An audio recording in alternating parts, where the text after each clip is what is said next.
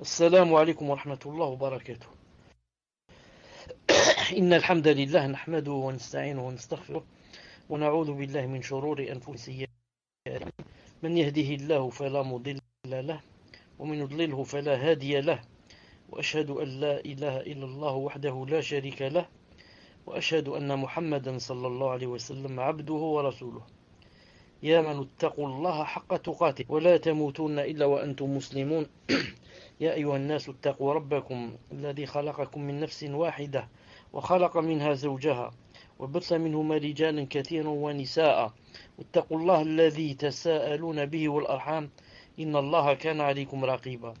يا أيها الذين آمنوا اتقوا الله وقولوا قولا سديدا يصلح لكم أعمالكم ويغفر لكم ذنوبكم، ومن يطع الله ورسوله فقد فاز فوزا عظيما. ألا إن أصدق الكلام كلام الله، وخير الهدي هدي محمد عليه الصلاة والسلام، وشر الأمور محدثاتها وكل محدثة بدعة وكل بدعة ضلالة وكل ضلالة في النار. حياكم الله en cette soirée du mercredi 26 Rabi' al-Awwal 1435 de l'Hégire, correspondant au 29 janvier 2014 bi'idhnillahi ta'ala. Donc dans le 33e cours Inch'Allah ta'ala d'aujourd'hui, dans le livre Le dogme du monothéisme, on va voir Inch'Allah ta'ala le matérialisme et ses effets néfastes. Le titre c'est le matérialisme et ses effets néfastes. Cheikh Hafidahullah dit: il existe deux visions de la vie, une qui est matérialiste et l'autre qui est correcte. Toutes deux produisent leurs effets. Je répète, il existe deux visions de la vie, une qui est matérialiste et l'autre qui est correcte. Toutes deux produisent leurs effets. On commence d'abord par la première vision de la vie, c'est-à-dire la théorie du matérialisme.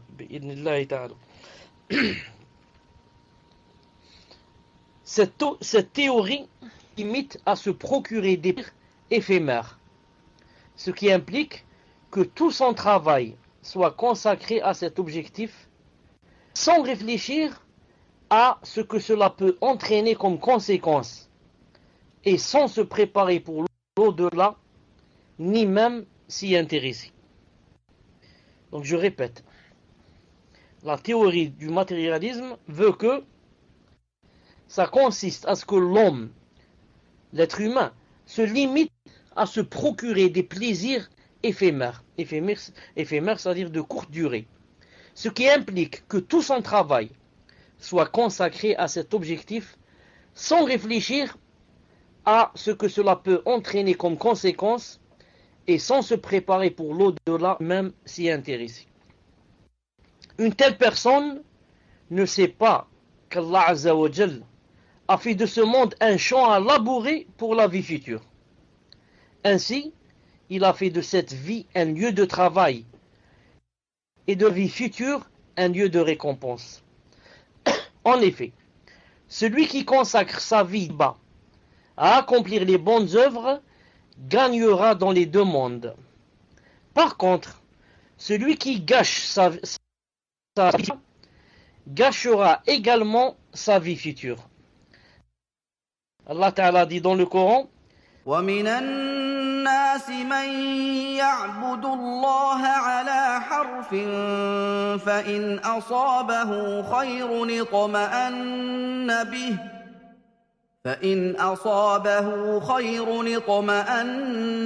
بِهِ وَإِنْ أَصَابَتْهُ فِتْنَةٌ انقَلَبَ عَلَى وَجْهِهِ خَسِرَ الدُّنْيَا وَالْآخِرَةَ ذلك هو الخسران المبين. 22, 11. Perdant ainsi le bien de l'ici-bas et de l'au-delà. Telle est la perte évidente. Telle est la perte évidente, c'est-à-dire celui qui perd les deux à la fois. Il perd le bien d'ici-bas et le bien au-delà. Telle est la perte évidente. Donc Allah Azza wa Jal n'a pas créé ce monde de bas, ce bas monde, sans but, mais pour une grande sagesse. Allah subhanahu wa ta'ala dit dans le Coran: الذي خلق الموت والحياة ليبلوكم أيكم أحسن عملا وهو العزيز الغفور. Al-Mulk 2. Celui qui a créé la mort et la vie, vous éprouver et de savoir qui de vous est le meilleur en œuvre. Et c'est lui le puissant, le pardonneur. Celui qui a créé la mort. Salam alaikum.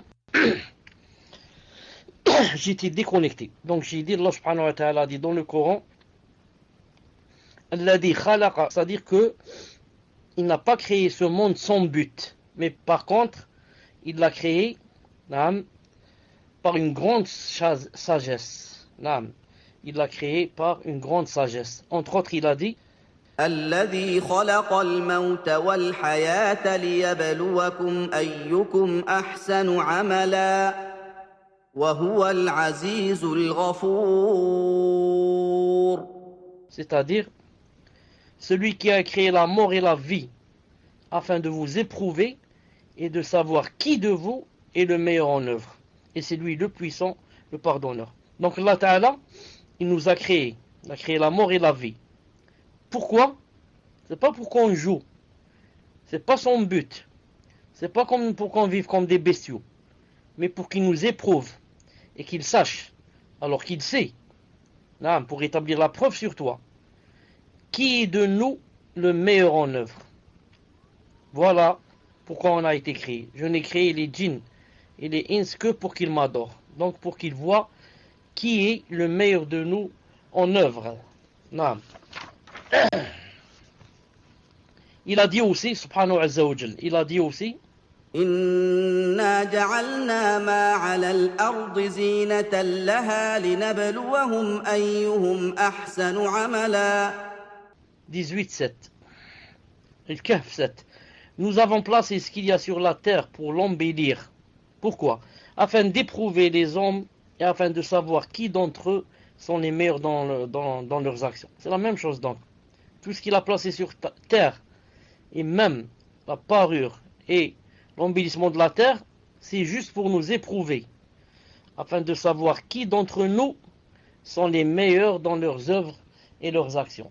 En effet, Allah Ta'ala a disposé dans cette vie des biens éphémères, de courte durée, et des parures apparentes comme l'argent, les enfants, la progéniture, le prestige, le pouvoir et autres plaisirs que lui seul, Azza wa Jal, peut dénombrer. Mais la majorité des gens se sont bornés à l'apparence et au charme de cette vie et s'en sont satisfaits, sans méditer sur la vérité cachée. Ainsi, ils seront préoccupés de l'amassement et la jouissance des plaisirs sans travailler pour ce qu'il y a après dans l'au-delà. Pire encore, ils nient l'existence d'une autre vie, comme a dit Allah Azza wa Jal dans le Coran. وقالوا إن هي إلا حياتنا الدنيا وما نحن بمبعوثين. 6-29. Al-An'am 29. Et ils disent, il y a pour nous d'autres vies et nous ne serons pas ressuscités. Subhanallah, les athées. Ils disent, il n'y a pour nous d'autres vies, il n'y a pas d'autre vie que celle d'ici-bas et nous ne serons pas ressuscités. C'est pour cela qu'il ne faut pas s'étonner quand on voit à quel point les kuffars donnent de l'importance à cette vie. Pourquoi? Parce qu'ils disent il n'y a pas une autre. Il y a seulement celle d'ici-bas. Et ils ne seront pas ressuscités. Donc, c'est un peu logique. C'est un peu logique pour une personne qui croit et qui pense qu'il n'y a pas d'au-delà. Donc toi, si tu savais qu'il n'y avait pas d'au-delà, sûrement que tu aurais profité au maximum dans cette vie. Donc en ce sens, ils sont un peu excusés. Excusez pas, Allah Ta'ala va les excuser. Mais dans leur égarement, c'est-à-dire que puisqu'ils, d'après eux, il n'y a pas d'au-delà, donc c'est pour ça qu'on les trouve du matin au soir, en train de profiter au maximum de cette vie. Ils disent on va mourir, il n'y a rien dans l'au-delà, il n'y a pas d'au-delà, donc, moi je profite au maximum. C'est pour ça que le croyant, non. Le croyant sait que cette vie, ce bas monde, c'est comme une passerelle. Juste une passerelle pour l'au-delà. Moi, je ne vais pas habiter sur la passerelle et sur le pont. Je ne vais pas passer ma vie sur le pont. Donc, c'est juste un passage. Donc, mon but, c'est beaucoup plus l'au-delà que ce bas monde. Cette menace, avant cela.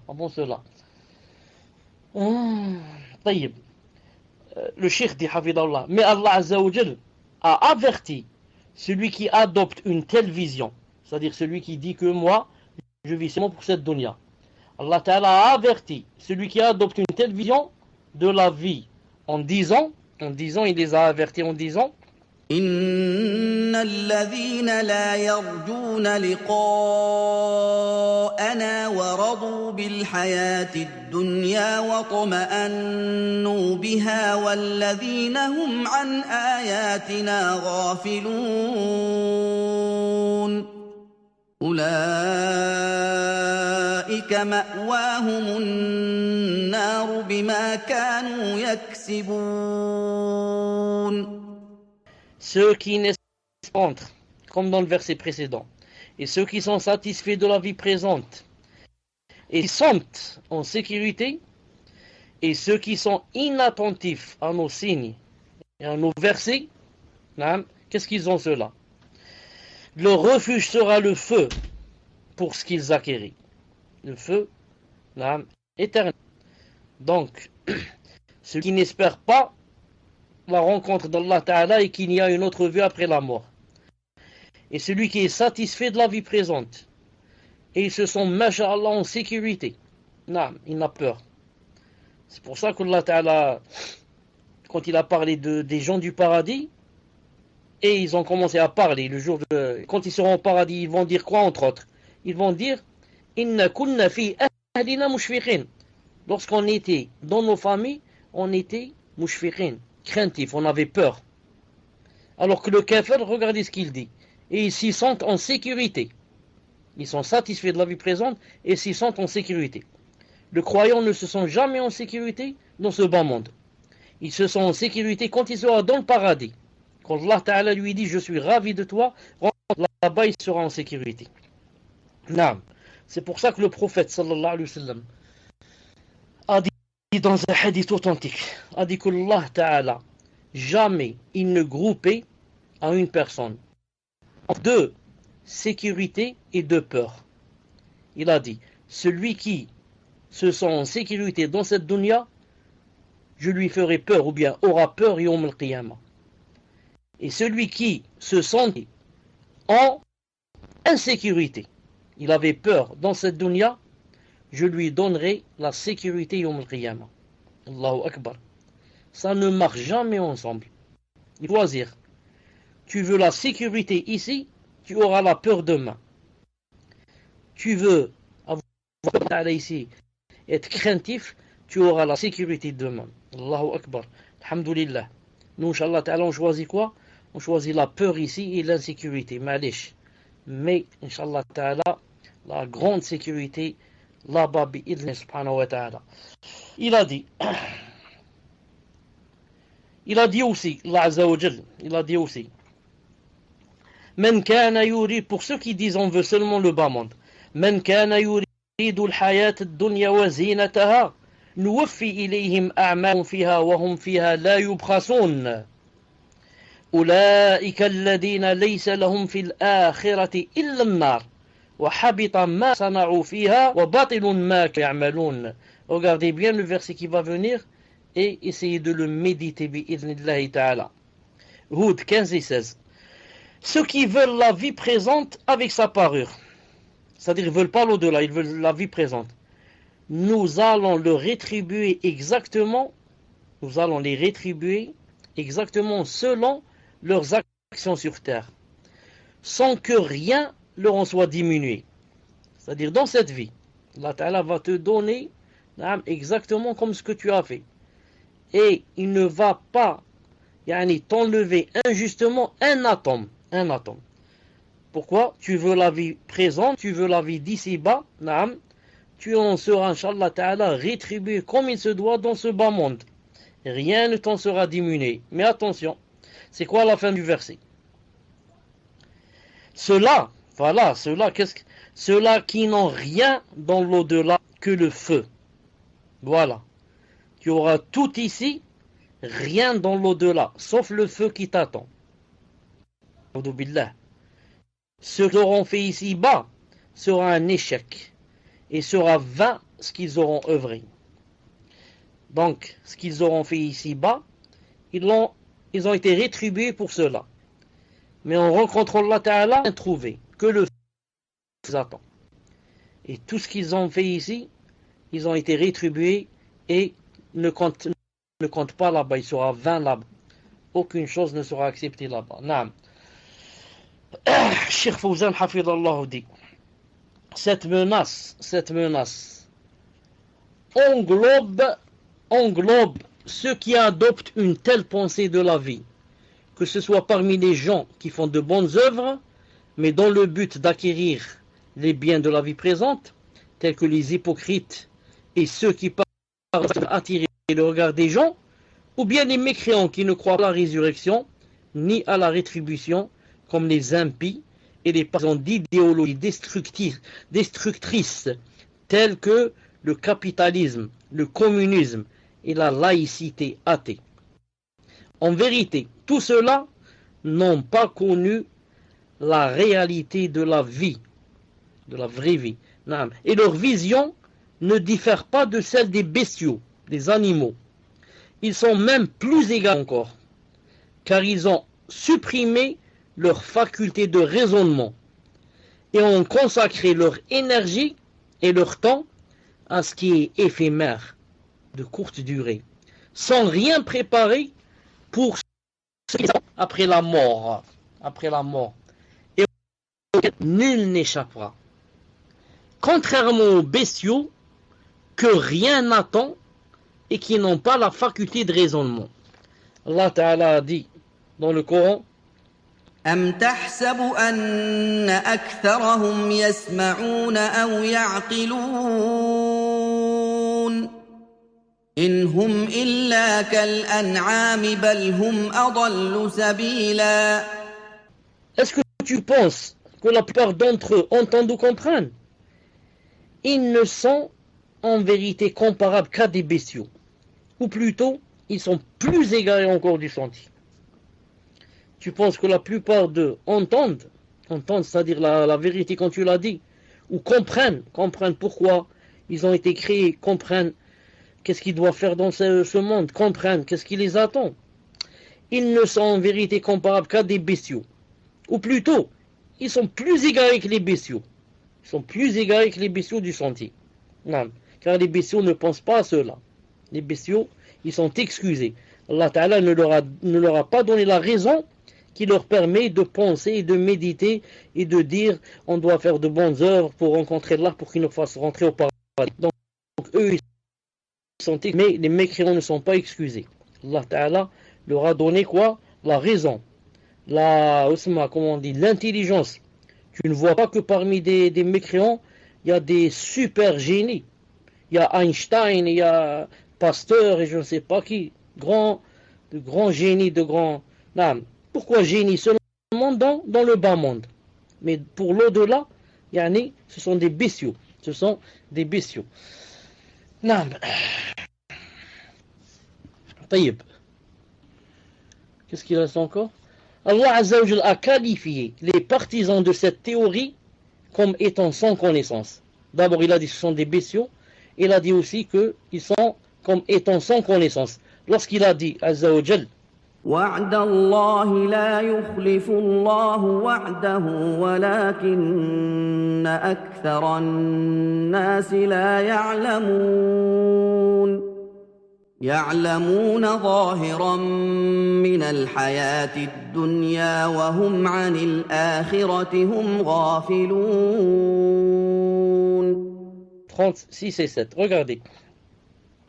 C'est là la promesse d'Allah. Allah ne manque jamais à sa promesse. Mais la plupart des gens ne savent pas. Allah ne manque jamais à sa promesse. Mais la plupart des gens ne savent pas. Donc il a dit qu'ils ne savaient pas. Ils ne savaient pas que Allah Ta'ala ne manquait pas à sa promesse. Donc ils ne savent rien dans le din. Alors qu'est-ce qu'ils savent? Qu'est-ce qu'ils savent? Ils savent, ils connaissent un aspect de la vie présente, tandis qu'ils sont inattentifs à l'au-delà. Non. Par rapport à le din, etc., la plupart des gens ne savent pas. Par contre, pour ce qui est de la vie présente, ils connaissent un aspect. Non. Ils savent comment manger, boire, comment faire leur plaisir, comment tout ça, ils le savent. Alors que ils sont inattentifs à l'au-delà, qui est beaucoup plus important. L'au-delà est beaucoup plus important. C'est la vie qui ne finit jamais. C'est la vie des plaisirs, des délices. Comment tu laisses passer une chose pareille pour une chose qui va durer seulement quelques heures? Comment peut-on dire d'une personne qu'elle est intelligente, si on lui dit choisis entre deux vies, la vie qui ne finit jamais et la vie qui, quelques heures ou quelques années, et tu meurs et tu vas aller en enfer. Alors que si tu patientes un peu, il y a une vie qui ne finit jamais qui t'attend là-bas, plein de délices et de plaisirs, et lui, il choisit la vie dure quelques heures ou quelques années. Ce n'est pas de la folie. On peut-on dire de lui qu'il est intelligent? Il n'est pas intelligent celui-là. C'est un fou. Et encore, au moins, s'il y avait quelqu'un qui pouvait lui garantir, voilà, tu vas vivre 90 ans. Et si jamais tu meurs, il y a l'enfer qui t'attend. Au moins, il va dire, d'accord, puisque tu m'as garanti que c'est 90 ans, mais allez, moi je préfère ce bas monde. Au moins 90 ans, il va dire, c'est beaucoup, j'ai le temps de profiter. Le problème, c'est que personne ne peut te garantir. Si tu choisis, il est possible que tu vives quelques minutes et tu meurs. 1 heure et tu meurs. À 10 ans, tu meurs. À 15 ans, 20 ans, 25 ans, tu meurs. Donc, subhanallah al-azim, comment se fait-il que les gens acceptent cette alternative et laissent la vraie?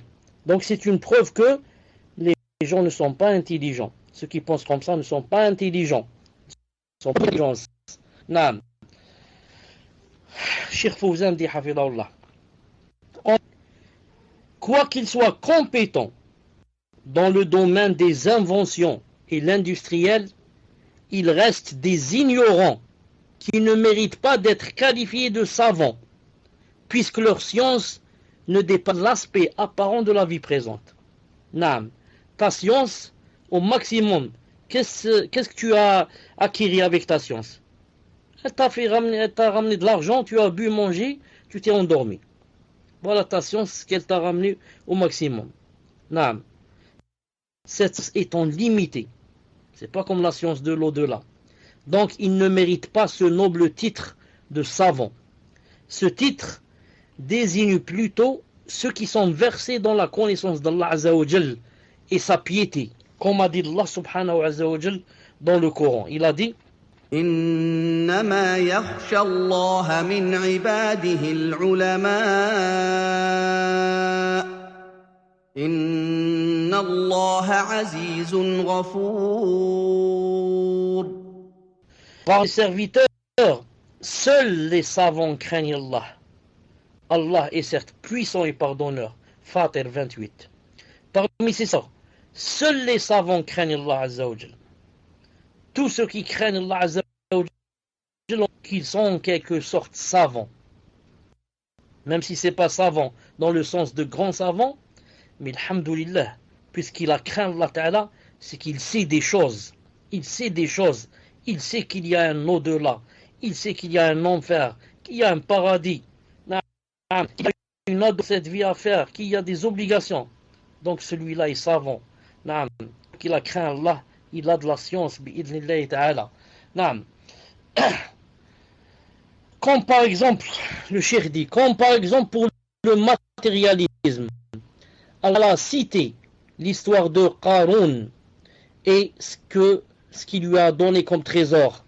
Lorsque Allah Ta'ala a dit فخرج على قومه في زينته قال الذين يريدون الحياة الدنيا يا ليت لنا مثل ما أوتي قارون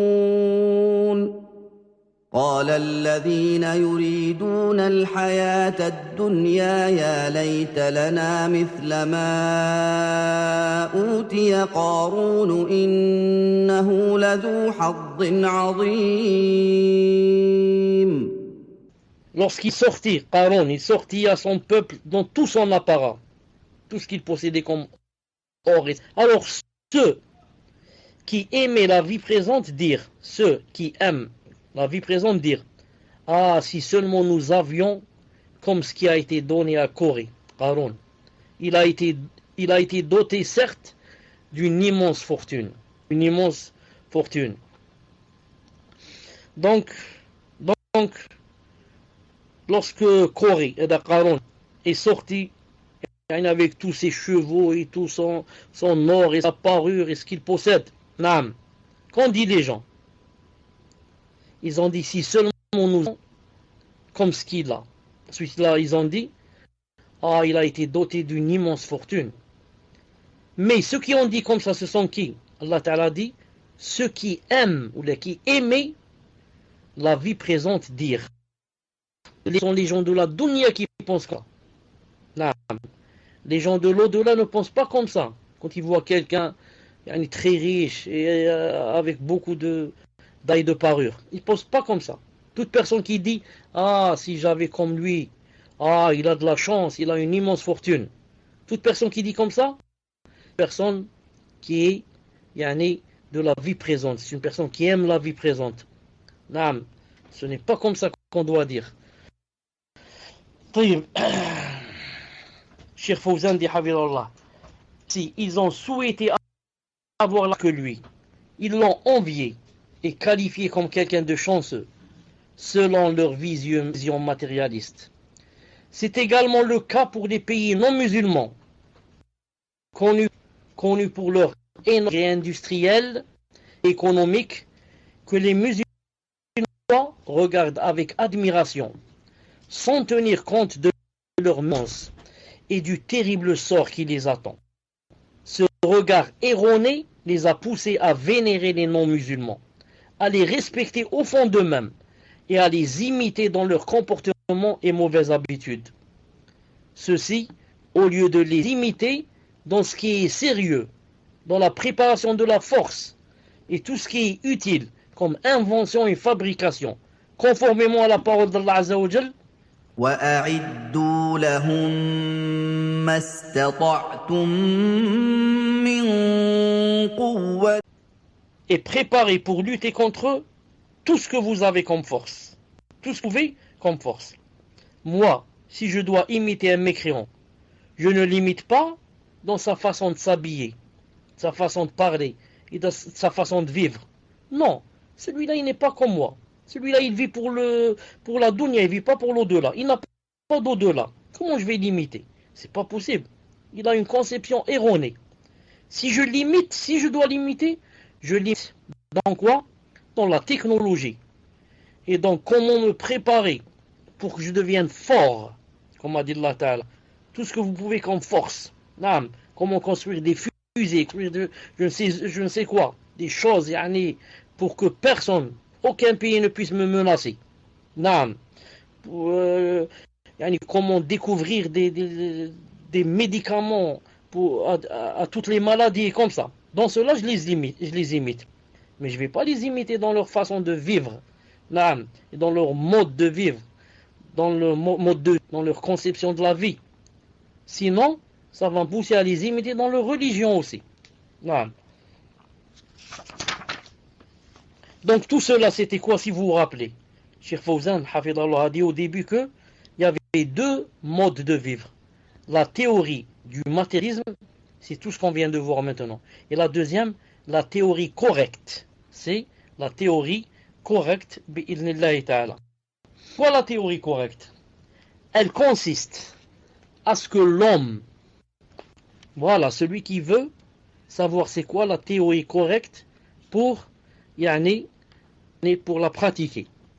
Elle consiste à ce que l'homme considère tout est dans cette vie comme argent, comme pouvoir et comme force matérielle, il doit considérer cela comme moyen pour se préparer pour la vie future.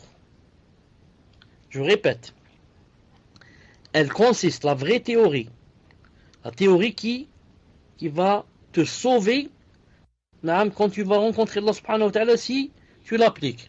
Elle consiste à ce que tu considères tout ce qui est dans cette vie comme argent, comme parure, comme pouvoir, comme force matérielle, comme étant un moyen pour se préparer pour la vie future.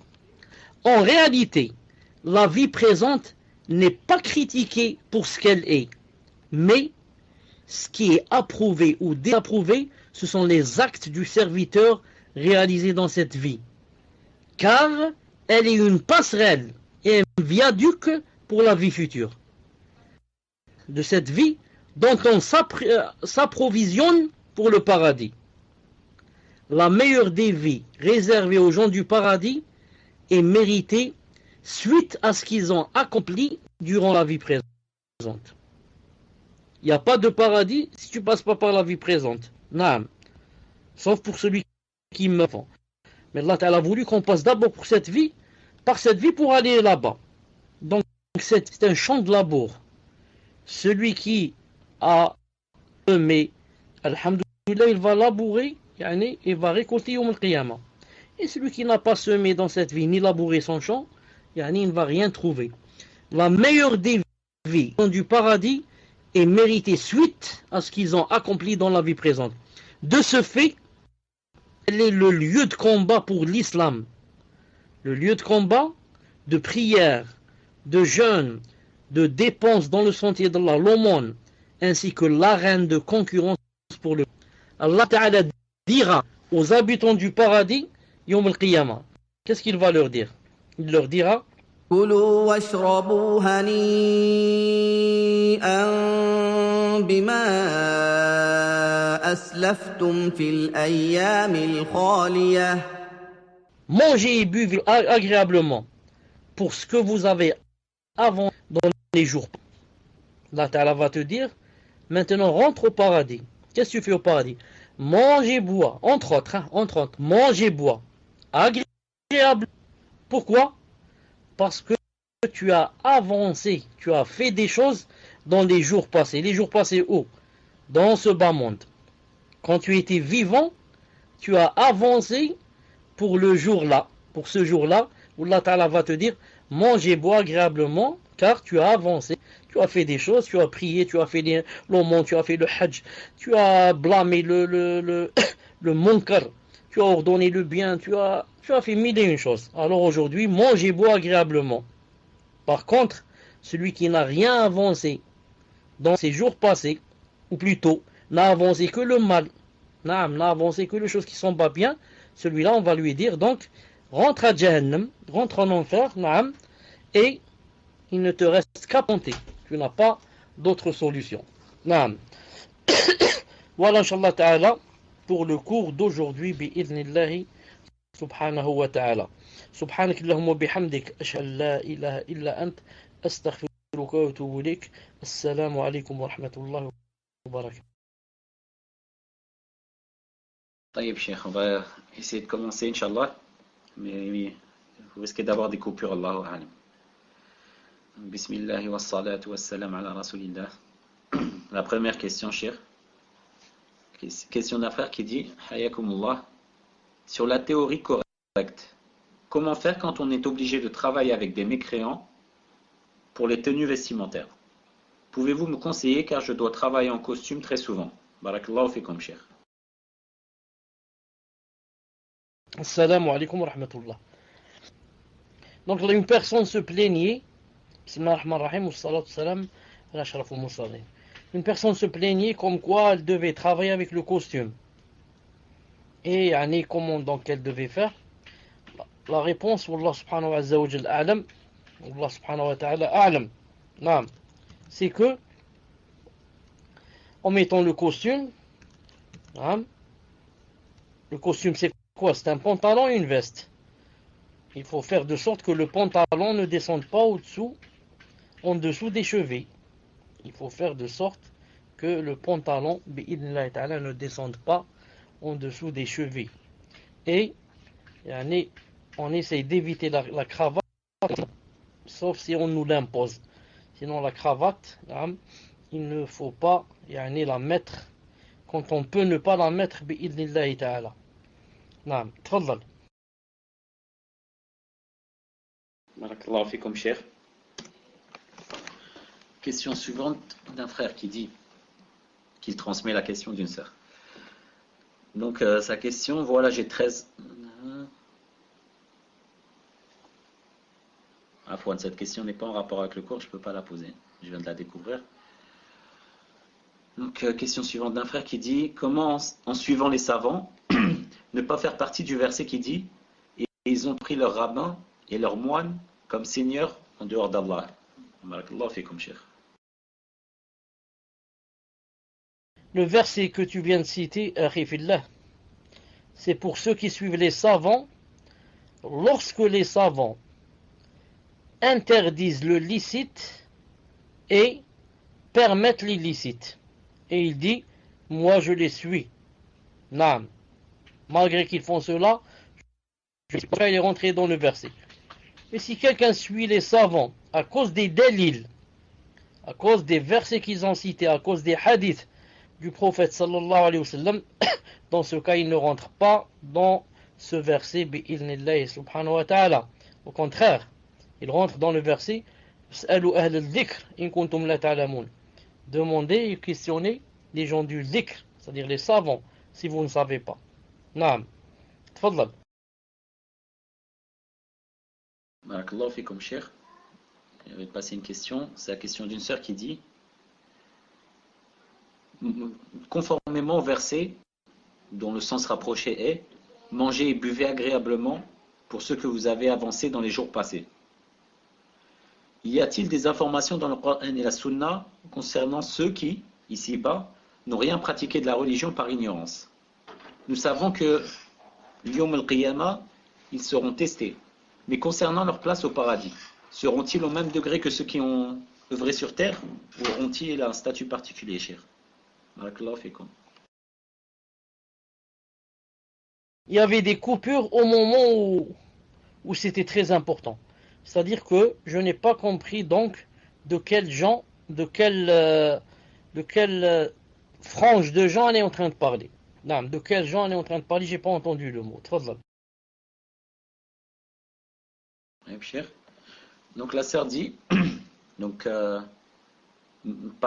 conformément au verset dont le sens rapproché est mangez et buvez agréablement pour ceux que vous avez avancés dans les jours passés.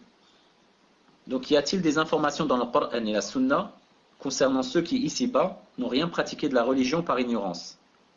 Nous savons que Yawm al-Qiyamah, ils seront testés. Mais concernant leur place au paradis, seront-ils au même degré que ceux qui ont œuvré sur terre, cher? Je n'ai pas compris ce que veut dire la phrase ils n'ont rien œuvré par ignorance. Je ne sais pas est-ce qu'elle parle des ignorants qui se limitent à la salat et c'est tout, ils ne font pas les rawatib, ils ne demandent pas la science, etc. Ou bien elle parle des gens qui n'ont pas connu l'islam du tout. Du tout. C'est-à-dire, ils ont vécu par exemple en Amazon ou là en Amazonie, ils ne savent pas ce qui se passe. Est-ce qu'elle parle de cela ou bien elle parle des musulmans? Je n'ai pas compris. Tfadlal.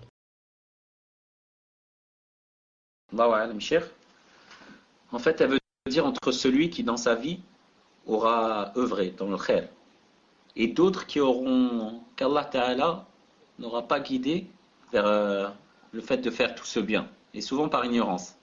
Parce que par exemple, il y a des personnes qui ne savent pas que juste en changeant la niya au moment de manger, de boire ou de dormir, ils peuvent avoir des récompenses. Alors que d'autres, alhamdoulilah, avec la science qu'ils ont pu acquérir, ils savent que rien qu'en changeant la niya, ils peuvent avoir des récompenses pour certaines œuvres qui font partie du mubah. Donc je pense que c'est ça sa question, c'est pour savoir. Donc est-ce que Yawm al-Qiyamah, quand ils seront testés, est-ce qu'ils peuvent atteindre le même degré que ceux qui ont œuvré toute leur vie? Ou qui ont, alhamdoulilah, œuvré au moins une partie de leur vie? Ou est-ce que ceux qui seront testés auront une place à part fil Jannah? Barakallahu fikum, cher. Voilà ce que j'ai compris. D'accord. Maintenant, toi et elle, vous avez entendu, toi et elle, je crois que c'est une sœur qui a posé la question, vous avez employé la même phrase, ils vont être testés, ils vont être testés. Qu'est-ce que ça veut dire ils vont être testés? Et pourquoi ils vont être testés? Tfadal. Là, il faudra qu'on demande, cher, Inch'Allah. Donc, en attendant la précision, donc apparemment, il dit, non, je ne parle pas de ceux-là, mais de ceux qui sont ignorants, comme en Amazonie. Donc, pas les musulmans, hein, cher, donc j'avais mal compris. Donc, les personnes qui n'ont pas entendu parler de l'islam.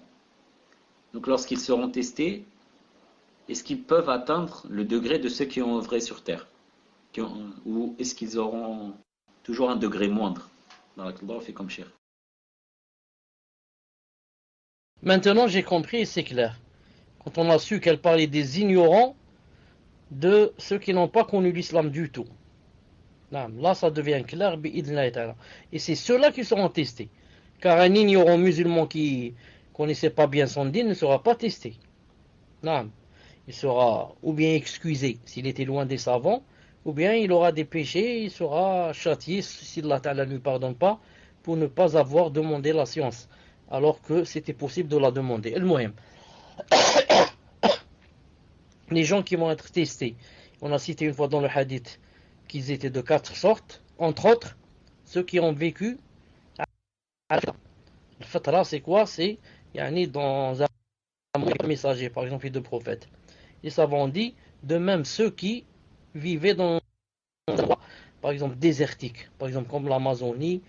Et je dis, même en Amazonie de nos jours, peut-être, wallahu alam, que l'excuse devient de plus en plus difficile à accepter. Parce que même en Amazonie, maintenant, il y a des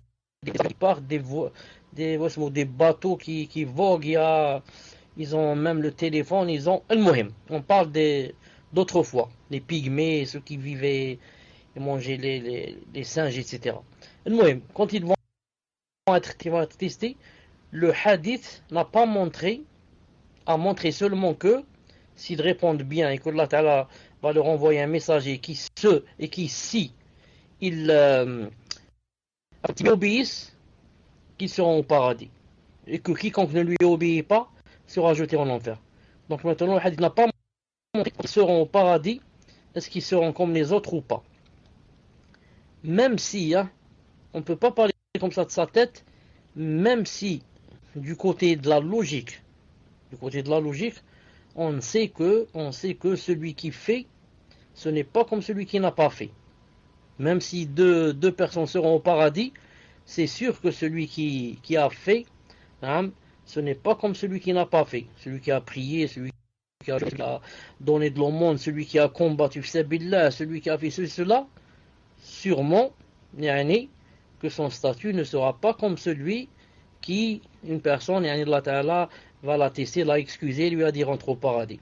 Wallahu Ta'ala alam. Ça demande, Inch'Allah Ta'ala, d'être recherché cette chose. Ça demande d'être, étudié pour répondre, à 100% bi'idhnillahi Ta'ala. Tfadal. Barakallahu fikum, cher. Cher, si vous pouvez m'ouvrir votre PV. Barakallahu fikum. J'ai quelque chose à vous demander. En attendant, je vous pose la question d'un frère qui dit qu'Allah vous rétribue en bien, ici-bas et dans l'au-delà, cher. Ma question concerne la Aqidah. Je voudrais bien comprendre le sens de ce verset, cher. Ô homme, une parabole vous est proposée, écoutez-la. Ceux que vous invoquez en dehors d'Allah ne sauraient même pas créer une mouche, quand même s'ils s'uniraient pour cela. Et si la mouche les dépouillait de quelque chose, ils ne sauraient le lui reprendre. Le solliciteur et le sollicité sont également faibles. J'aimerais savoir, cher, qui est le solliciteur et qui est le sollicité. Barakallahu fikum ya cher. Si vous vous rappelez, ça fait pas longtemps, on a lu ce qu'a dit Cheikh Saadi, rahimahullah, sur ce verset. Et on avait montré qu'il y avait quoi? Une divergence entre les savants. Et on avait dit que, certains ont dit que, lorsque les kuffars venaient ou là aller au tombeau, ou là aller aux statues, pour les adorer, faire des vœux, etc., ils prenaient avec eux de la nourriture et de la déposer là-bas pour les statues. Et certains prenaient du musc et le mettaient, mettaient sur leur statue. Et Allah Ta'ala dit maintenant, si maintenant la mouche venait et prenait ce musc que vous venez de mettre sur la statue, ou bien la nourriture que vous avez posée, il a dit, il ne saurait le reprendre. Certains ont dit, ces statues ne sauraient le reprendre. Donc elles ne peuvent même pas refouler un mal. Voilà, c'est un mal pour ces statues. On leur prend une chose que les gens leur ont donnée. Et ces statues ne peuvent rien faire. Il dit, comment, subhanallah al-adim, vous adorez des choses comme ça. Ne saurez le lui reprendre. Naam. Et d'autres ont dit qu'il ne parle pas de la statue et la mouche, mais il parle des gens, des adorateurs. C'est-à-dire les adorateurs, quand la mouche vient leur prendre une chose, ils ne peuvent même pas la reprendre de la mouche. Il dit comment, une mouche pareille, une créature faible pareille, vous ne pouvez pas,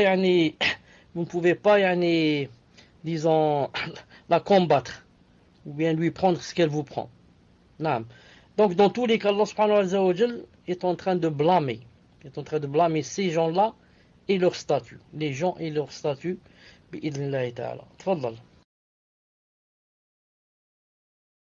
Fikum barakallah, cher. Donc la question est, pouvez-vous revenir sur ce que vous avez dit concernant celui qui se sent en sécurité dans ce bas monde? Car je n'ai pas compris ce point-là. Pouvez-vous me donner des exemples? Et excusez-moi, cher, de vous faire répéter. Ma'alish, quand je répète, il n'y a pas de problème. Quand c'est pour la faïda des gens, je suis là pour me répéter bi'idhnillahi ta'ala. Je vous avais cité un hadith dans la sécurité. Donnez-moi juste une seconde pour vous donner son numéro si c'est possible. Une seconde. Une seconde.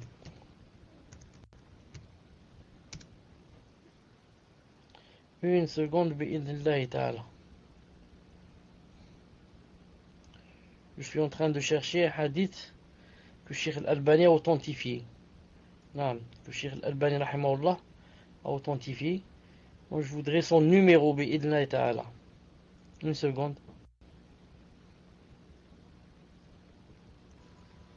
Al-Muhim.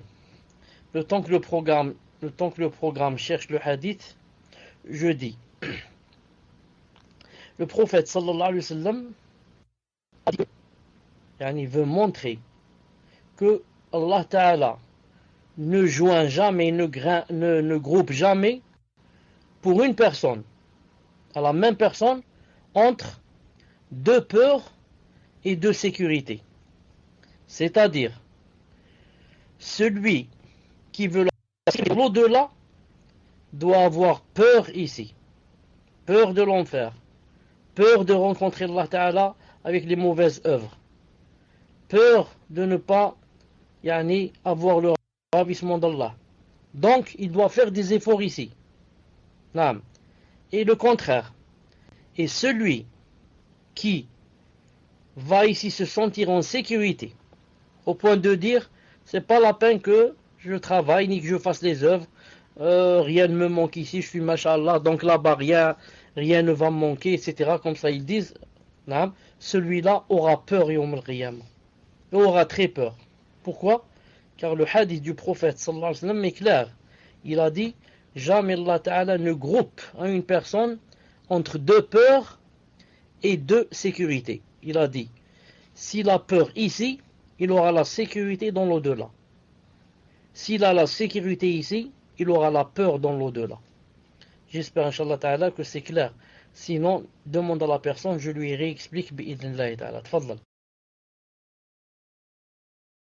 Allah fait comme cher. Je vous laisse juste lire le message rapidement que je vous ai envoyé. Et je vous pose la question suivante, Inch'Allah. Une question d'un frère qui dit: Cheikh, barakallahu fikum pour ce cours bénéfique. Afwan, c'était plutôt une question d'une sœur qui dit qu'Allah Azza wa Jal vous préserve et vous couvre de sa miséricorde. Cheikh, ai-je bien compris, quand on parle de la sécurité, qui est soit ici-bas ou soit dans l'au-delà, cela ne concerne que le fait d'avoir peur du châtiment d'Allah ici-bas, ou est-ce qu'il y a d'autres formes de peur, comme par exemple le fait de vivre dans l'insécurité? Barakallahu fikum, Cheikh. Voilà, donc le hadith se trouve dans quoi? Dans Silsila. Est-ce qu'il s'est affiché? Est-ce qu'il s'est affiché? Le hadith se trouve dans Silsila Sahiha de Cheikh Al-Albani, numéro 742. Numéro 742. قال الله عز وجل, le prophète sallam a dit, Allah Ta'ala a dit, wa izzati, je jure par, yani izzati, par ma force ou ma puissance, wallahu alam, il a dit, la ajma'u li abdi, que je ne groupe pas pour deux sécurité ou deux peurs, que je ne groupe pas pour mon serviteur ni deux sécurité ni deux peurs. In huwa aminani fi dunya, si lui, si mon serviteur ne me craint pas dans la dunya, akhaftuhu yawma ajma'u fi ibadi, je lui ferai peur le jour où je grouperai mes serviteurs. Wa in huwa khafani fi dunya, et si jamais il a peur de moi dans la dunya, amintuhu yawma ajma'u fi ibadi, je le mettrai lorsque je grouperai mes serviteurs. Vous avez compris, c'est très clair. Allah Ta'ala ne groupe jamais pour mon serviteur entre deux peurs et deux sécurités. Si jamais il n'a pas peur de moi dans cette dunya, je vais lui faire peur quand il va me rencontrer.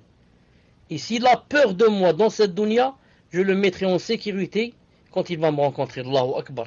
Subhanallah al-Azim. La justice, l'adl, la justice. Subhanallah al-Azim. Tu as peur ici, c'est la sécurité là-bas. Tu n'as pas peur ici, tu dis je suis mashallah, je suis en sécurité, dans le sens où c'est pas la peine donc de prier, etc. Je suis en sécurité. Tu auras peur là-bas. Tu auras peur là-bas. Donc voilà, Inch'Allah Ta'ala, pour le hadith que je cherchais. Désolé pour la question que tu as posée, je ne l'ai pas entendue, car j'étais en train de chercher le hadith. Tfaddal. Cheikh, je vous la repose, Inch'Allah. Et avant ça, je dis bien que les frères qui sont habilités à prendre les questions privées, ce soir sont Fawzi et Bilal, DZ. Et il se peut que Allah leur apporte un soutien. Et en dehors de ça, les frères donc ne font pas partie des admins. Et c'est juste de vous contacter. Donc, la question était la suivante, Cheikh. Tout d'abord, elle vous dit qu'Allah Azza wa Jal vous préserve et vous couvre de sa miséricorde. Donc, ai-je bien compris, quand on parle de la sécurité, qui est soit ici-bas, ou soit dans l'au-delà, cela ne concerne que le fait d'avoir peur du châtiment d'Allah ici-bas. Ou est-ce qu'il y a d'autres formes de peur, comme par exemple le fait de vivre dans l'insécurité? Barakallahu fikum, Cheikh. À vrai dire, je n'ai pas bien compris la question, mais sans la comprendre, je crois que je viens d'expliquer dans le hadith maintenant, et je redis pour la dernière fois, toute personne qui a peur d'Allah subhanahu wa ta'ala dans cette dunya, peur dans le sens où j'ai peur, je l'ai adoré. Comme a dit Allah ta'ala, فَأَمَّا مَنْ خَافَ من خاف وأما من خاف ونهى النفس عن الهوى فإن الجنة مأوى. Celui qui a peur et qui bien sûr يعني attendez une seconde, il y a la batterie qui est faible, une seconde.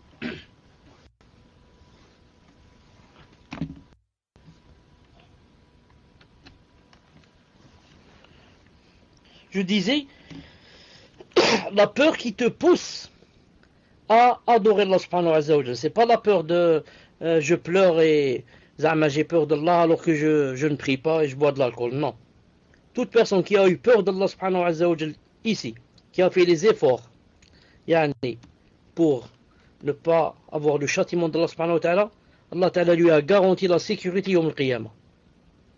Et toute personne ici, en sécurité, va se sentir en sécurité, en ce sens que elle ne va pas adorer Allah subhanahu wa ta'ala. Et elle n'a pas peur. Quand tu lui dis, Allah Ta'ala a dit, attention, si tu pries pas, voilà ce qu'il va t'arriver, il s'en fout. La sécurité, il n'a pas peur. Celui-là aura vraiment peur quand il va rencontrer Allah Ta'ala. Naam. Barakallah fikum, cher. Donc je n'ai rien reçu en privé, cher. Maintenant, je vous pose la question suivante. Question d'une sœur qui dit: ma question est, est-ce que quand un enfant tombe par terre et la mère dit Haïm, Haïmma, je pense que c'est ça, est-ce shirk en sachant que la n'est pas là, c'est juste une expression? Barakallahu fikum.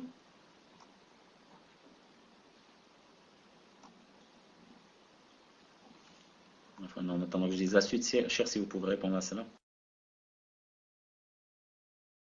La personne, quand elle tombe par terre, elle dit Yaïma ou bien Ya Baba, ou mon père, ou ma mère, et comme ça. On va voir. On va voir. Si elle dit dans le sens, avec dans le cœur, qu'elle voudrait, que sa mère l'aide, ou qu'elle fait appel à sa mère, à son père, et que son père et sa mère ne sont pas devant elle, sont loin d'elle, ça devient du shirk. Ça devient du shirk. Maintenant, si une personne tombe et sa mère est devant elle ou son père, il dit Ya Baba, ça veut dire Ya Baba, aide-moi. Ce n'est pas du shirk. Si une personne tombe et sa mère est devant elle, lui dit Ya Ummi, ça veut dire dans le sens viens me soulever, viens m'aider. Naam. Ce n'est pas du shirk. Mais s'ils sont loin d'elle, pas dans la maison, alors ils sont morts, ça rentre dans le shirk. Ça, c'est dans le cas où elle dit ce qu'elle pense. Ou alors elle pense ce qu'elle dit. Maintenant, si jamais ce sont seulement des mots qui sortent comme ça de sa bouche, sans vouloir le sens. Je suis tombé, j'ai dit Ya Baba, mais je ne parlais pas de Baba. C'est une phrase que je dis comme ça depuis que j'étais jeune. Dans ce cas, ça peut rentrer dans le péché, dans le petit péché. Si la personne ne pense pas ce qu'elle dit, mais c'est juste une phrase qui sort comme ça, sans vouloir. Pourquoi? Parce que c'est pas bien. Il faut s'habituer à dire les mots corrects. Sinon, c'est comme ça que les rawafid, quand ils tombent, quand ils s'assoient, ils disent Ya Ali, Ya Hussein, Ya Kada. Eux, ils disent ça dans le sens de demander l'aide. Demander l'aide. Alors, demander de l'aide de quelqu'un qui est mort, c'est vraiment du shirk. Ou alors de quelqu'un qui est absent. Ou alors de quelqu'un qui est présent et qui ne peut pas aider. Comme quelqu'un qui est assis sur une chaise roulante. Et je lui dis aide-moi. Aide-moi dans le sens lève-toi et viens m'aider. C'est pas aide-moi par téléphone. Je peux lui demander de l'aide par téléphone au pompier. Vous avez compris. Mais si je dis comme ça une phrase seulement et je ne veux pas son sens, ce n'est pas bien dans le sens où quoi? Dans le sens où on peut faire croire aux gens que c'est une sorte de ce qu'on appelle ça en arabe istirata. Ça rentre dans les conditions. Sabab présent, il a les capacités, pas mort. Non, c'est comme dans le livre de Kitab Tawhid. Donc Kitab Tawhid, c'est bien expliqué. Et même dans beaucoup de livres de la Aqidah. C'est bien expliqué. On ne doit pas cela. Et que des fois c'est du shirk. Et des fois ça ne l'est pas. Et que si on dit seulement la phrase sans vouloir le sens, il faut s'en éloigner. Ça peut être un petit péché. À cause de... Ça donne shubha. Ça donne des shubha. Et les gens peuvent croire que... Donc c'est permis de dire comme ça. Et entre parenthèses, nous tous, on a comme ça des phrases qui ne sont pas correctes. Et qu'on a pris ça par mauvaise habitude de la société, des parents, etc. Qui ne nous ont pas appris les mots religieux. Les mots religieux qu'il faut prononcer. Wallahu ta'ala, mais c'est bien détaillé dans le livre Kitab Tawhid. Celui qui veut les détails, qu'il revienne au livre, le livre Kitab Tawhid, le Qawl Mufid de Cheikh Ibn Uthaymin rahimahullah. Il a expliqué ça avec les détails. Tfadlal. Barakallahu fikum, Cheikh. Question suivante d'un frère qui dit, Cheikh Anna, qu'Allah vous préserve des fitans apparentes et cachées, et vous raffermisse ici-bas et dans l'au-delà. Quelle est la différence entre le hizbi et le mubtadi'? Est-il autorisé aux débutants de dire un tel est hizbi, ou cela au même cas que le tabdi', tafsiq, takfir, à savoir qu'il est réservé aux gens de science, et nous ne le devançons pas dans cela. Jazakumullahu khairan jami'a. Naam, c'est importante. La différence entre le hizbi et le mubtadi'. Le hizbi, c'est celui qui quoi? Qui est dans un parti. Par exemple, des frères musulmans, je ne sais quoi. C'est plein de partis. Parti de la moyenne. Quand il fait partie d'un hizb, on dit c'est un hizbi. Ça, c'est d'un parti musulman. On dit de lui, c'est un hizbi. Et maintenant, c'est quoi la différence entre le hizbi et le mubtadi'? Tout hizbi est un mubtadi', pas le contraire. Tout hizbi est un mubtadi'. Et pas tout mubtadi' est un hizbi. Pourquoi? Je peux faire une bid'a, comme par exemple chaque mardi à 10h du matin, je fais 2 rak'at et je demande à Allah Ta'ala une chose. Ça, c'est une bid'a. Le fait de choisir un moment qui n'a pas été choisi dans la charia. Moi, j'ai choisi le mardi et toujours à 10h du matin. Et je me dis que c'est bien, le mardi, c'est bien de faire 2 rak'at. C'est une bid'a ou c'est pas une bid'a? C'est une bid'a. Est-ce que je suis un hizbi? Je ne suis pas hizbi. J'ai fait une bid'a. Je peux être mubtadi', mais pas hizbi. Par contre, tout hizbi est un mubtadi'. Tout hizbi est un mubtadi'. Et pas tout mubtadi' est un hizbi. Je peux faire plein de bid'a sans être mubtadi'. Sans être hizbi. Et est-il autorisé aux débutants de dire un tel est hizbi? Si la personne est dans un hizb et tout le monde sait que cette personne est dans le hizb, dans un hizb, ce n'est pas interdit de dire d'elle c'est un hizbi. Parce que la personne elle-même reconnaît qu'elle est dans un hizb. Si une personne fait partie du parti des frères musulmans, on dit d'elle, cette personne, c'est une hizbi. Pourquoi? Parce qu'elle est dans le hizb des frères musulmans. Vous avez compris? Ce qui n'est pas permis par contre, c'est d'accuser les gens à tort. Ils disent une phrase ou deux, ou peut-être ce n'est pas le sens qu'ils veulent, ou peut-être sont des débutants et tu dis de lui c'est un hizbi, comme ça, c'est un hizbi, sans preuve ni rien. Ça c'est interdit, c'est haram. Mais si quelqu'un lui-même il dit moi je suis dans un hizb, et tu dis de lui il est hizbi, c'est lui qui a dit hizbi avant que je dise moi de lui ça, vous avez compris? Et cela au même cas que le tabdi', tafsir, takfir, à savoir qu'il est réservé aux gens de science et nous ne devançons pas. Naam. Pour dire par contre, c'est un mubtadi', c'est un kafir. Naam. Ces choses-là, ce n'est pas facile de les dire. Ce n'est pas facile de dire de quelqu'un c'est un mubtadi', et de dire de quelqu'un c'est un kafir, de dire de quelqu'un c'est un fasiq. Ce n'est pas facile. Certes, on peut dire il a fait une bid'a. On peut dire il en buvant de l'alcool. On peut dire il a dit du kufr. Il a fait du kufr. Mais dire de lui carrément il est kafir, ou bien mubtadi' ou fasiq, cela revient aux savants bi'idhnillahi ta'ala. Ce sont les savants. Pourquoi les savants spécialement? Parce qu'ils établissent la preuve sur la personne. Ils établissent la preuve sur la personne, ensuite ils jugent. S'ils disent de lui il est kafir, maintenant toi, en disant X est kafir, tu rapportes seulement. Tu dis je rapporte ce qu'a dit Cheikh Fawzan, hafidahullah, à propos par exemple de Khomeini. Je rapporte que l'Albani, rahimahullah, a dit que le Khomeini est un kafir. C'est un exemple. Je rapporte que Cheikh Ubaid al-Jabiri a dit de Hafid al-Assad, c'est un kafir. Et comme ça. Mais c'est pas moi qui ai dit ça. Je l'ai pas dit c'est moi le premier qui ai commencé à dire ça. Non, les savants disent cela et moi j'ai répété seulement ce qu'ils ont dit. Quant à toi directement, mon voisin, c'est un kafir. Je ne parle pas des kuffars, des mécréants, non, des musulmans. Tu vas dire de lui c'est un kafir parce que tu l'as vu faire une chose ou là, c'est difficile. Maximum, tu peux dire il a fait du kufr. Et comme ça. Wallahu ta'ala alam. Tfadal.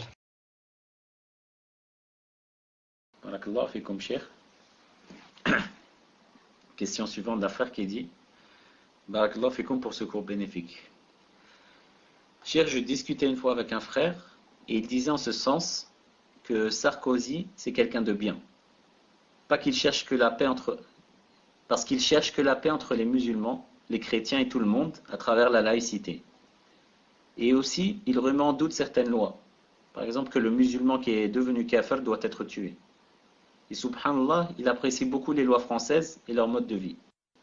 Quel conseil donner à ce frère, Yachir, car je pense, Wallahu a'lam, que c'est par ignorance du din, mais qu'il n'est pas conscient. Barakallah fikum, Cheikh. Naam, la réponse c'est comme a dit cette personne qui a posé la question.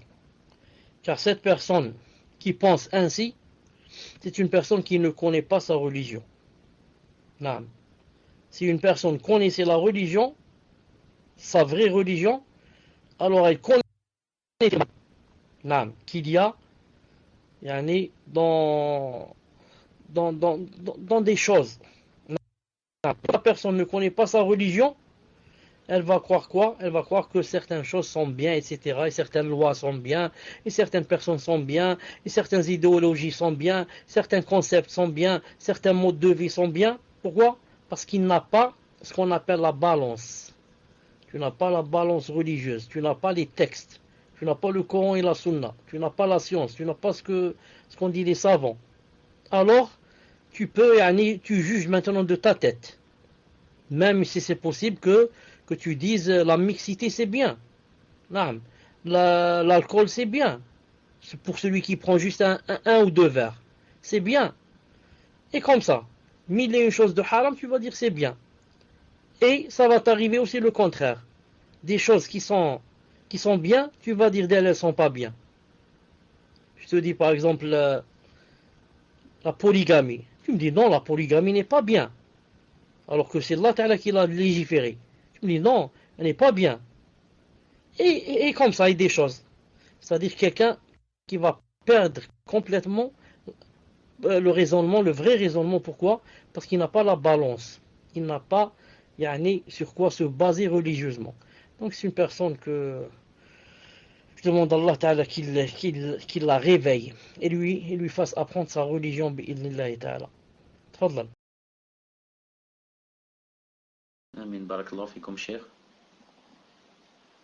Question suivante d'un frère qui dit Cheikh, qu'Allah vous protège ainsi que les admins et l'ensemble des musulmans. Ma question est la suivante.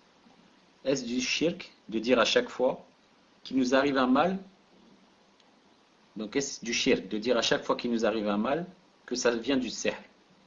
Comme par exemple de faire plusieurs fausses couches ou un divorce ou autre. Donc de tout remettre à la sorcellerie. Barakallahu fikum, Cheikh. Ce n'est pas du shirk. Si la personne a des preuves que on l'a ensorcelé plusieurs fois et qu'il y a des gens qui font des pieds et des mains pour l'ensorceler à chaque fois. Naam, ce n'est pas du shirk si la personne a des preuves. Si la personne a des preuves. Car Allah subhanahu wa ta'ala, quand il a cité le sihr, naam, il a cité que le sihr pouvait être la cause du divorce. Naam. Comme va dire Allah ta'ala, yufarriquna bayna al-mar'i wa zawjihi. La cause de la séparation entre un couple. Naam. Et le mauvais œil peut être la cause de la mort de quelqu'un. Comme a dit le prophète sallallahu alayhi wa sallam.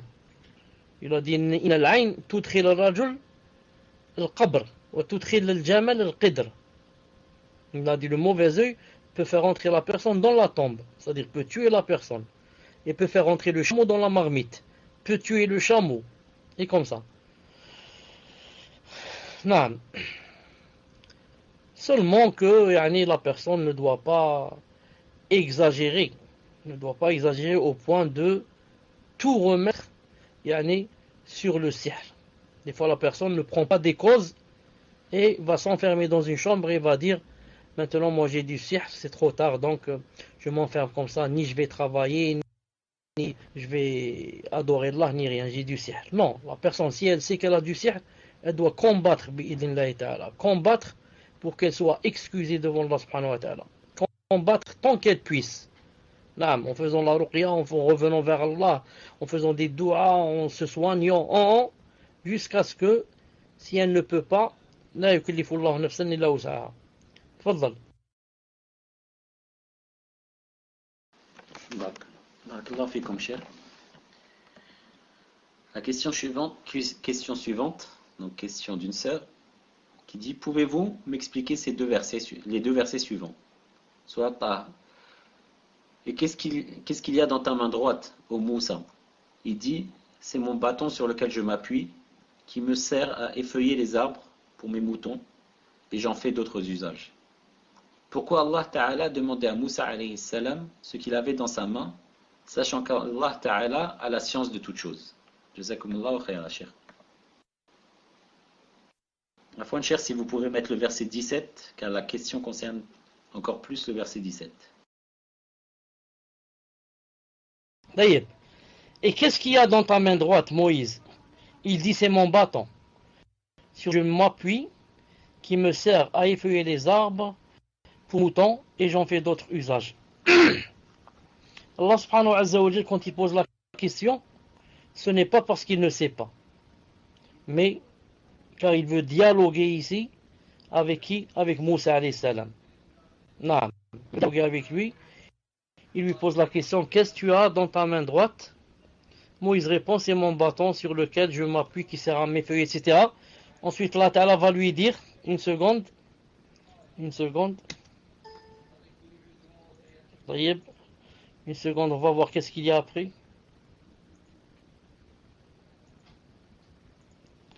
Allah lui dit: jette-le au Moïse. Jette-le au Moïse. Il le jeta. Allah lui dit: jette-le au Moïse. Il le jeta. Et voici un serpent qui rampait. Donc, pour que le dialogue soit, si je puis dire, beau, complet, on commence par poser la question: qu'est-ce que tu as? Quand tu dis j'ai un bâton, je te dis alors jette-le. Jette-le, tu vas voir ce qui va arriver. Ça ne veut nullement dire, bien sûr, que Allah subhanahu wa ta'ala ne sait pas ce que Moussa a dans la main droite. Allah ta'ala pose des questions aux anges, aux prophètes, alors qu'il connaît la réponse. Comme par exemple, on a des anges qui participent à Salat Subh et Salat al-Asr dans la mosquée, et ce sont des groupes, ils travaillent par groupe. Il y a certains qui vont rester de Salat al-Asr à Salat Subh. Ensuite, au matin, ceux-là vont monter vers le ciel et d'autres vont descendre pour aller jusqu'à Salat al-Asr. Ceux-là qui ont passé la nuit avec le prieur, quand ils vont monter au ciel, Allah Ta'ala, qu'est-ce qu'il va leur dire?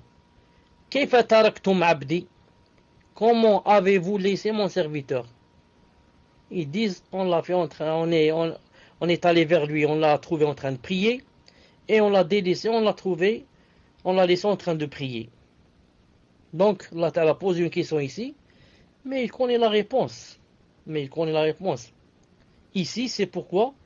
Parce que c'est comme s'il veut leur dire: vous vous souvenez, quand j'ai créé Adam, vous avez dit: pourquoi vous allez créer celui-là, il va tuer les gens, il va faire couler le sang, etc. Je vous ai dit: inni a'lam ma la ta'lamun.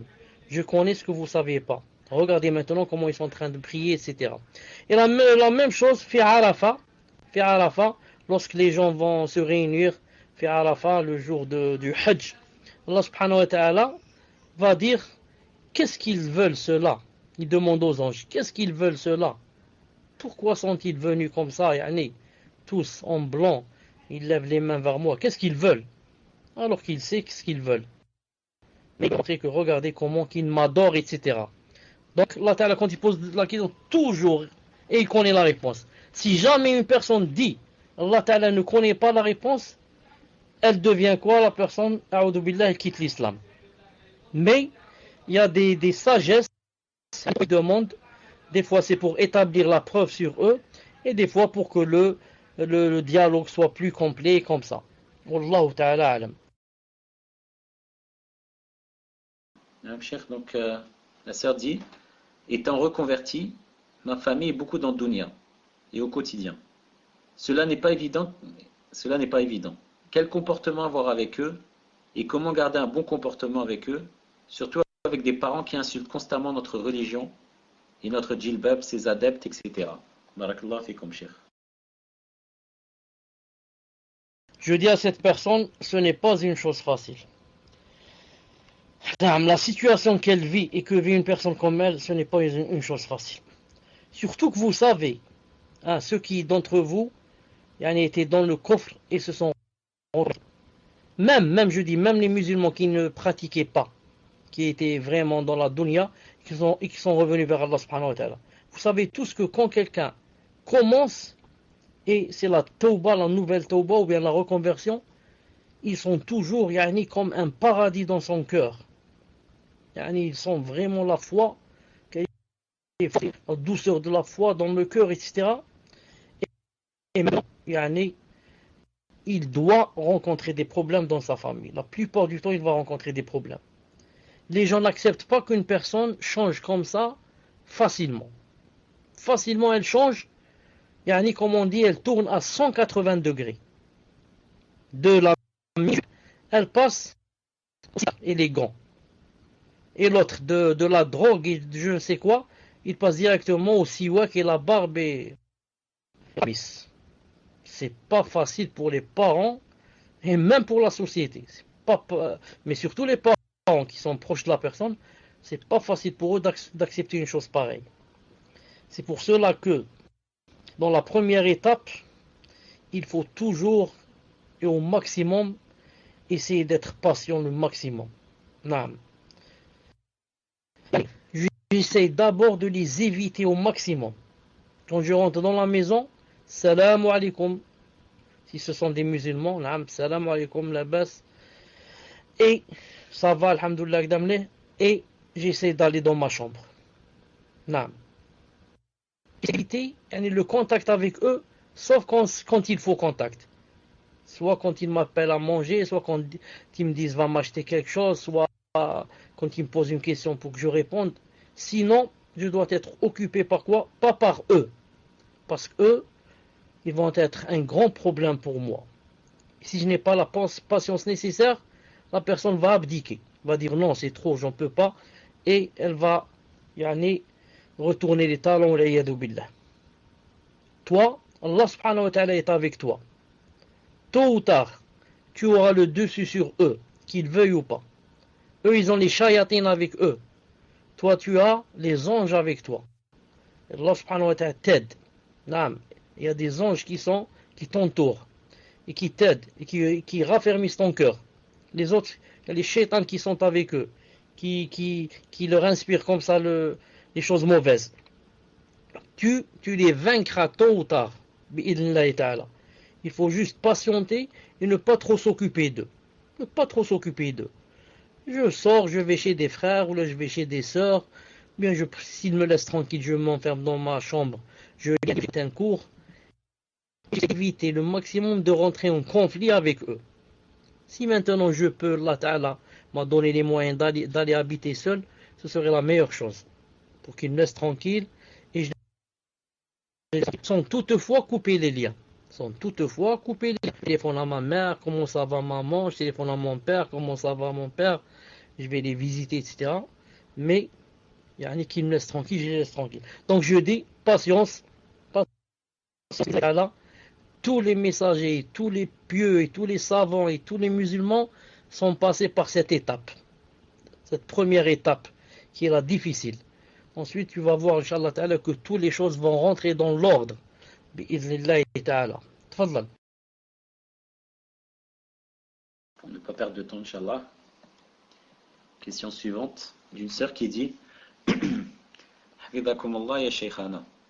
et qu'Allah Ta'ala fasse que vous soyez encore pour très longtemps utile à la Ummah. La question de la Aqidah, quelles sont les différences entre prophète et messager? Et peut-on donner comme exemple sur le fait que le prophète n'est pas obligé de transmettre, qu'un prophète n'est pas obligé de transmettre? Est-ce qu'on peut prendre comme exemple celui de Al-Khadir? Jazakumullah al-Jannah, ainsi qu'à tous mes frères et sœurs. Ce qui est connu, Inch'Allah Ta'ala, est connu, et que la plupart des savants rapportent, c'est que le messager, c'est celui où Allah Ta'ala a donné un message et lui a demandé de propager. Contrairement au Nabi, le prophète, auquel Allah Subhanahu wa Ta'ala n'a pas donné de message, ou plutôt lui a donné un message, mais ne l'a pas obligé à propager. Mais en fait, ce qu'il vient de rapporter de là n'est pas vrai. Pourquoi? Car si Allah Subhanahu wa Ta'ala va donner un message et lui dit de ne pas propager. Donc on va dire à quoi ça sert? À quoi ça sert de choisir quelqu'un pour lui donner Risala, le message, et lui seulement un prophète. Donc, ne propage pas. Donc, à quoi ça sert qu'il vive dans sa famille sans propager? À quoi ça sert qu'il vive dans sa société sans propager? Il voit les gens faire le mal, il dit rien. Il n'exhorte pas les gens à faire le bien. Il ne leur montre pas le chemin. À quoi ça sert? C'est pour cela que la vraie différence entre un messager et un prophète, c'est que le messager, c'est celui qui vient avec un nouveau message. Tandis que le prophète, c'est celui qui n'a pas de nouveau message, mais vient fortifier le message qui l'a précédé. Vous avez compris? Un messager, quand il vient, Allah Ta'ala lui donne un nouveau message. Quant au prophète, Allah Ta'ala l'envoie pour qu'il marche, disons, sur le message qui l'a précédé, sur les lois du messager qui l'a précédé. Mais les deux doivent propager. Le premier, le messager, propage le message. Et le deuxième, c'est-à-dire le prophète qui vient après lui, qu'est-ce qu'il fait? Il fait revivre le message qui l'a précédé en le propageant toujours. C'est pour cela qu'il y a un hadith dans Sahih Muslim, où le prophète sallallahu alayhi wa sallam a dit, il n'y a pas de messagers ou de prophètes qui ont été envoyés, comme ça, il a dit messagers, prophètes, qui ont été envoyés sans qu'ils ne montrent le bien aux gens pour le suivre, et sans que ils ne montrent aussi le mal aux gens pour que ils l'esquivent. Comme ça, il a dit, il n'y a pas un messager, un prophète qu'Allah Ta'ala envoie sans qu'il lui demande de montrer le bien qu'il connaît. Il montre aux gens le bien qui les fait rapprocher d'Allah Subhanahu wa Ta'ala, et aussi sans qu'il condamne le mal, et il le montre aux gens pour que les gens ne le suivent pas, bi'idhnillahi ta'ala. C'est ça la vraie réponse, bi'idhnillahi ta'ala. Enfin, pour terminer, sachez que il y a 124 000 prophètes et 314, Cheikh Al-Albani une fois a dit 314, une fois il a dit 315 messagers. Je répète, combien qu'il y a de prophètes? 124 000. Combien qu'il y a de messagers? 315. 315, bi'idhnillahi ta'ala. 124 000, hein? C'est vraiment nombre, Allah ibarak. 124 000 prophètes. 315 messagers. Que la paix soit sur eux. Naam. Ibn al-Jazayri, tfadlal, inshallah ta'ala, la dernière question. Barakallahu fikum, Cheikh. Et donc la question est, je suis dans une ville où la da'wa salafiyya est inexistante. Ainsi, je voudrais savoir si je pouvais faire un cours de Aqidah en fonction de mes capacités qui s'adresse à des sœurs, notamment Usul Thalatha, en se basant bien entendu sur les explications des savants. Ou bien doit-on avoir un certain niveau pour dispenser ces cours par crainte que des erreurs ne soient faites? Barakallahu fikum, Cheikh. Naam, je ne connais pas cette personne pour lui dire que tu peux faire ou tu ne peux pas, car cela demande un certain niveau. Cela demande un certain niveau, surtout si maintenant, après avoir lu par exemple du livre, et que celui qui m'entend a une shubha et veut une explication. Il dit pourquoi tu as dit cela et tu n'as pas dit par exemple ceci. Qu'est-ce qu'il veut dire par ceci et cela? Naam, ça devient donc de plus compliqué. Plus compliqué. Un certain comportement, c'est sûr, naam, un certain niveau et un certain comportement. Mais si la personne est sûre qu'elle a le niveau requis bi'idnillahi ta'ala, et aussi le comportement des salaf, naam, tout que Allah subhanahu wa ta'ala, s'il n'y a que toi dans la ville pour aider, s'il n'y a que toi pour la ville pour aider, le temps que Allah subhanahu wa ta'ala vous envoie quelqu'un qui a de la science bi'idnillahi ta'ala. Naam. Ah, maintenant je viens de me rappeler une chose. Est-ce qu'il y a quelqu'un qui vient en Algérie ces jours-ci? Est-ce qu'il y a quelqu'un? Parce que j'ai acheté une petite chose là-bas, une pièce pour la voiture. Je l'ai acheté et maintenant il faut que quelqu'un me la ramène, une petite pièce. Est-ce qu'il y a quelqu'un qui vient en Algérie ces temps-ci? Quelle ville? Blida.